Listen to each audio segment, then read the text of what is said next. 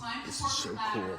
We started into the me decade. We came from these builder parents, taught us to save, taught us to delay gratification, taught us to respect authority. We were trained. Okay, now we're going to move into Generation X really quick. Generation X. That's me and my husband. He's so adorable. Okay. Isn't he cute? He looks like Donny Osmond, which I think is so awesome. I always loved Donny Osmond when I was a little kid, so when I met somebody that looked like him, I was like, yeah. Okay.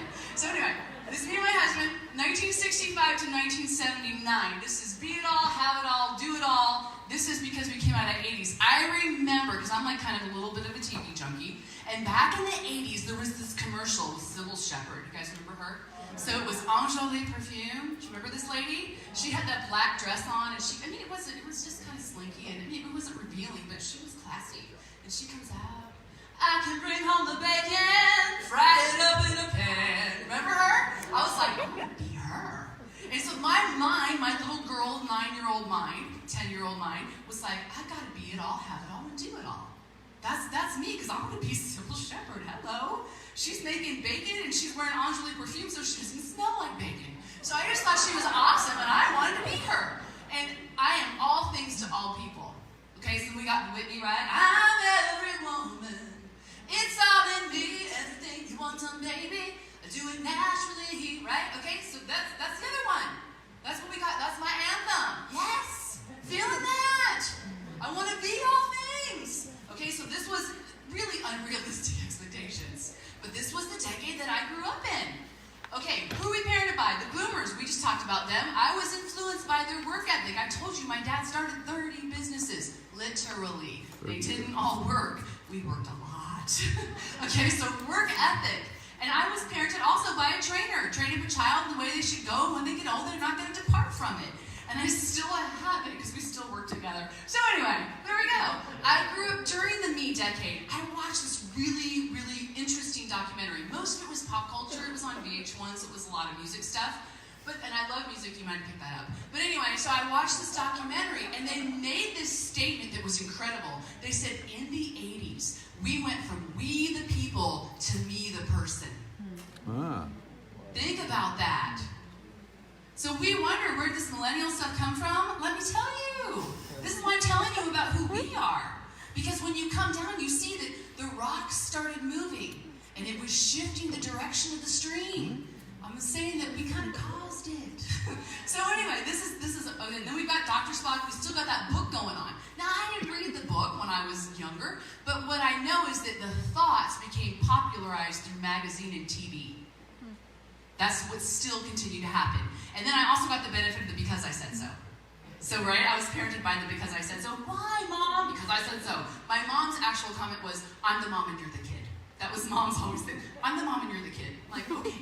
So anyway, so there's my parents. Also, what affected me by parenting? High divorce rates. Not my parents, but a lot of my friends' parents. And latchkey kids, because we got 2 parents working, 2 income homes, so you're coming home by yourself.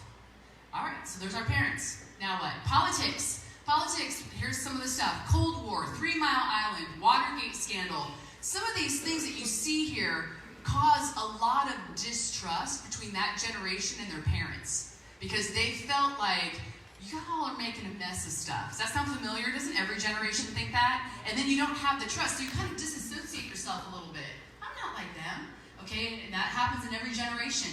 The terrorism at the Munich Olympics, the Iran hostage crisis, the Challenger disaster, I remember that. I mean, okay, so the moon landing, my mom and dad were like, yes, their generation did. We can do anything.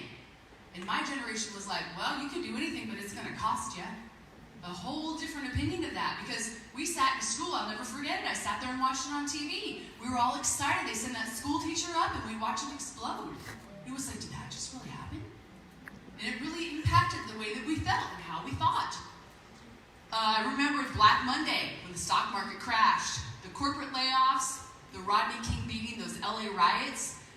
A big thing is the 24-hour cable news network. That is a huge influencer. So thinking about that cable news network, you know, one of the things I have to really watch with myself is how I let that influence me. That's why people like Lance are so awesome. Because when I hear from Lance, what I hear is, here's all the stuff going on. And here's the opportunity and everything that's going on. right? If I only listen to the news, I hear a spirit of bitterness and manipulation. And if I'm letting that affect who I am and how I behave and how I think of the world and how I walk and how I deal with my children, it's not pretty. So I'm like, my goal in life is always have at least as much Jesus time as I do news time, because I need that balance. And that's what one of the things with Generation X is, so I talked about baby boomers live to work. Generation X is work-life balance. It's all about balance, baby. That's how I'm wired. Okay, so then we've got in the fall of the Berlin Wall. Let's move on to pop culture. Pop culture was I want my MTV. I'll come back. Right? Me decade, I want what I want, honey. I got my DVRs. Well, back then it was VCRs. So I had my VCR. I wanted to watch what I want when I wanted to. And I wanted my MTV, my music whenever I wanted it. And then another thing was the Walkman. Do you realize the Walkman was one of the first things that put us in our own little world? Because we put those headphones on and walked down the street, right? Listen to what I'm listening to, walking to my own beat. The me decade. Cellular phones and personal computers, video games. I got Pac-Man fever, right? Okay, so this is all of our stuff, the pop culture that was influencing me. So now I had a trainer. I want work-life balance. Okay, so those are my two big things there. And here's all my influences. Now I'm going to move into the millennials. So there's three of my guys. Mason there is my med student. There's Austin. There's his wife Audrey. There they are. 1980 to 1996. Now we see this huge, it looks like a huge shift. But it's really not, because I shifted a little bit. I want work-life balance. Now they go to work to live. So do you see how this affects relationships and families? We go from live to work to work to live. We're like 180. That's rough. That's really rough. So we've got work to live. My I am for them is I am my recognition. Everybody says, they all want a blue ribbon. They all want, okay, well, I am my recognition. A couple things I want to talk about. I'm going to spend a little more time with the millennials and the Gen Zs, because this is where I think for families it's really important. So let me refer to my notes a little bit with this, because this is hard stuff. When it comes to the millennials, there's about 77 million of those in the United States. I talk about work to live, and it's expect to earn. Okay, so that's a different thing. I am my recognition. The song I think of for them, I think of Christina Aguilera, right? You are beautiful in every single way. Words won't bring you down. Don't you bring me down today, right? That's a very anthemic song for that generation. And I remember when I took Jackson to preschool, it's one of my sons, I took him to preschool, and I remember we went in and I kind of hung out in the back, so I wanted to see what's going to happen, because that was my first preschool kid. And so I wanted to see, Jackson was an interesting little dude. Jackson was really funny because he was always somebody else, but you never knew who he was going to be that day. And it was usually like Luke Skywalker or Obi-Wan Kenobi or Darth Vader or someone like that. And he wasn't in costume. He'd just walk in and he'd say, "Hi, Jackson." He'd be like, "No, I'm Luke Skywalker." So, he was like, okay. So we take her to preschool. I'm not sure this is going to go. But I remember I'm hanging out in the back, kind of looking and seeing what's going on. And the first thing the teacher, and she's a lovely lady, but she starts singing at this song. And it's, "You are special and there's no one like you, and no one can do the things that you do, 'cause you're special." The first thing in preschool, he's special. I was like, look, I think he's special too. Now, let me clarify something with you. I think everyone's special, right? God designed us all unique for this divine calling and purpose, and there's things he has for you that are just for you to do. And so you are special. However, it's not quite so deeply ingrained. I still need a lot of reassuring that I'm special. And not so much with Jackson or my other kids, because they were told they were special everywhere. Preschool was "you are special."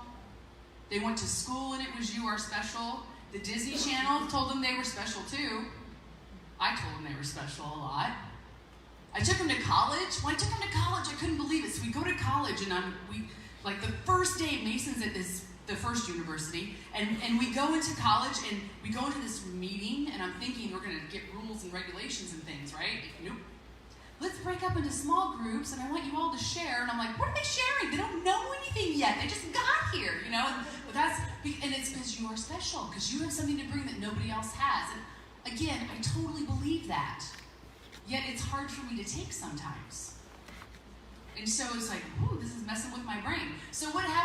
are special. Well, I'm just going to take a little journey on the you are special thing. So they've been told in preschool, they've been told in grade school, they've been told by mom and dad, they've been told at college that professors are pretty smart. They told them that. They were told by Disney, and I mean, let's face it, Walt's pretty cool. So, you know, they've been told over and over that they're special. Now they go get a job.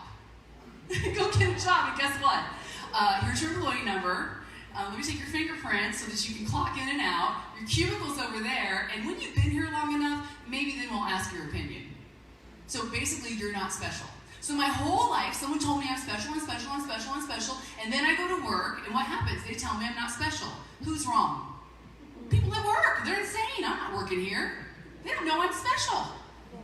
And then we get all offended like they're entitled. You're all entitled. Okay. We created this. We told them they were special, and they are. But they come into the workplace, and then we act like they're not. It just messes with their head, and they kind of think we're crazy. Because even the preschool teacher knew I was special. I mean, if she could spot it. And so there's a problem. Okay, so that's you are special. Anyway, they're raised in democratic, praise-based households, largely parented by nurturers. My parents were trainers. Let me tell you a little story. It's really fun. I've got a younger brother, 17 years younger. He's a millennial. Same parents. They parented more like a nurturer than a trainer. What? They totally did. It was a different... Why? Well, I would hesitate to say that politics and pop culture might have played into this. My mom says she was just tired. But I think it really had more to do with what... This lady over here is like, yes, she was tired. Anyway. But she's like, I was tired. But parented totally different than I was. Like, 100% different. So I think about this, and I remember with my kids, this is so kind of almost embarrassing, but I'm just, hey, you know what?